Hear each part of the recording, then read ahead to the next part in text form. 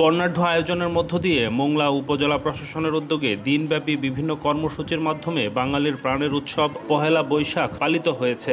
মঙ্গলবার সকালে উপজেলা প্রশাসনের আয়োজনে বর্ণাঢ্য শোভাযাত্রা বের করা হয়। শোভাযাত্রাটি মোংলা পোর্ট পৌর শহরের প্রধান সড়ক প্রদক্ষিণ শেষে উপজেলা পরিষদ চত্বরে গিয়ে শেষ হয়।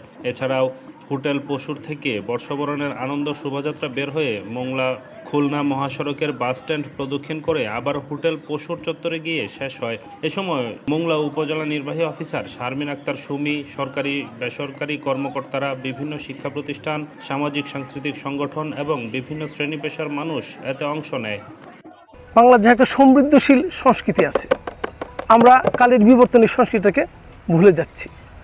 আমরা এই পহেলা বৈশাখের মাধ্যমে আমরা চাচ্ছি যে এই সংস্কৃতিটা পুনর্জাগরণ হোক। আসলে বাংলাদেশের বাঙালিয়ানরাই বুঝবে বাংলাদেশের দরদ, বাংলাদেশের ঐতিহ্যর দরদ।